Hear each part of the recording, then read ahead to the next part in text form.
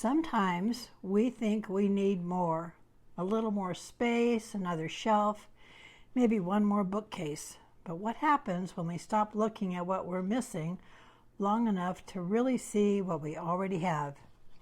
Hi, this is Robin. I'm glad you're here. If today's Cup of Joy sparked a thought or brought back a memory, I'd love to hear from you. This week's Cup of Joy is called A Lesson in Enoughness. It started with a $10 bookcase. I spotted it on Facebook Marketplace last week and saw its possibilities.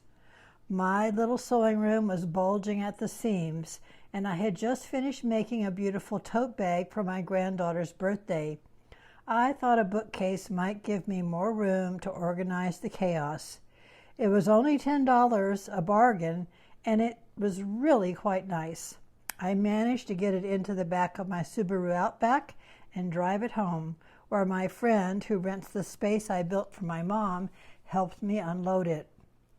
There was just one problem.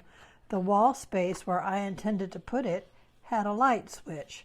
If I put the bookcase where I had planned, I would no longer be able to turn on the lights. Clearly, my $10 solution was going to require a little more thought.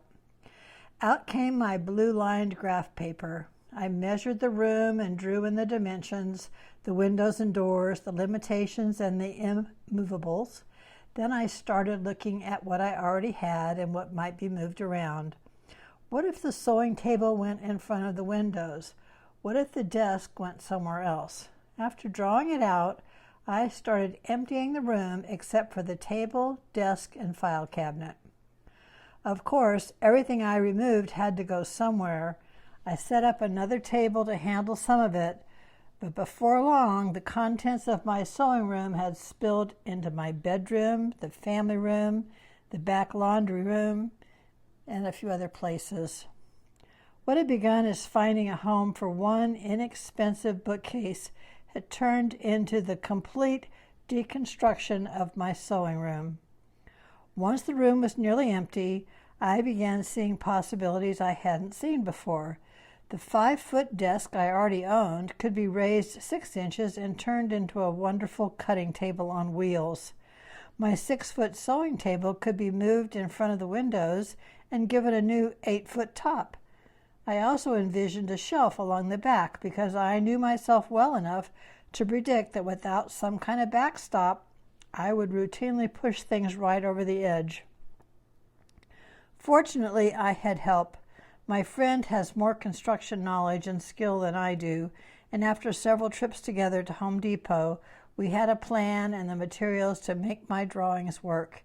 He spent 2 very hot days in the garage measuring, cutting, drilling, and building, while I worked inside sorting and folding. By then, my $10 Facebook Marketplace bargain had inspired about $250 worth of materials. The irony is that the bookcase that started the whole marathon isn't even in the sewing room. It found a perfectly good home in my doll room where I store yarn, dolls, stuffies, and finished crochet projects. I know, enough already.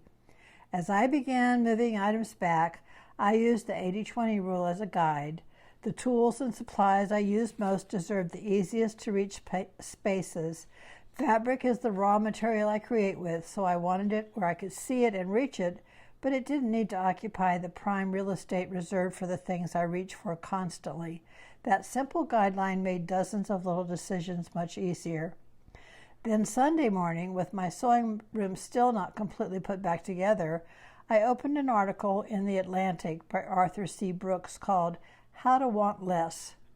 The timing made me smile. After spending several days surrounded by my sewing and crocheting supplies, I was apparently ready for an article about enough, about why we humans chase satisfaction but can't seem to hold on to it. Brooks writes about the hedonic treadmill, our tendency shortly after fulfilling one desire to begin wanting the next thing. We tend to believe satisfaction will come from having more money, more accomplishments, more experiences, more possessions, maybe even more fabric, or perhaps another bookcase to hold it. His article asks what might happen if, instead of continually chasing more, we learn to recognize when we already have enough. That question landed differently after the week I just spent. Emptying the sewing room forced me to look at every piece of fabric, every tool, and every bin. Putting it back required me to decide what I really needed in the space. I stopped seeing my overflowing sewing room as evidence that I needed more space and began seeing how much I already had. Meanwhile, I discovered that sorting and folding fabric takes time, particularly when you have enough of it to open your own fabric store. I found fabric I'd forgotten I owned and bins of fabric that had been gifted to me, probably by someone clearing out their own sewing room. Some pieces brought back memories of things I'd made. Others reminded me of projects I once intended to make and never did. Seeing all of my fabric folded and organized made my abundance visible. There are tote bags on those shelves that I haven't even imagined yet, dolls that haven't been created and dressed, appliques that haven't been designed, and gifts that haven't been given. I don't need more possibilities. I already have more possibilities than I will ever have time to explore. The volume of scraps in bins surprised me. Anyone who sews knows how useful a small piece of fabric can be. A scrap too small for one project may be exactly what I need someday for a flower, a leaf, a pocket, or an applique. Throwing away something perfectly usable feels wasteful, yet keeping everything has a cost too. Those scraps occupy valuable space, and I have certainly learned through this experience that when too many things crowd a room, it becomes harder to see and appreciate what is there. I need to start scrapping some of my scraps and giving away fabric I know I'll never use. I don't think the lesson from my week is that less is always better. That would be a little difficult to claim after spending $250 making 2 pieces of furniture bigger and more useful. I love fabric and yarn. I love making dolls and tote bags and discovering what I can create with my hands. I have no desire to strip my sewing room down to 1 pair of scissors and 3 neatly folded pieces of fabric in coordinating shades of beige. Creating brings me joy, and the materials and tools that make creating possible deserve a space in my life. There is another kind of abundance that I can see in that room now, although it isn't stored on any of the shelves. I could have filled pages of blue-lined graph paper with wonderful ideas, but I couldn't have built what I designed without my friend's help. While I was folding fabric in the air-conditioned house, he spent 2 sweaty days in the garage turning my sketches into something real.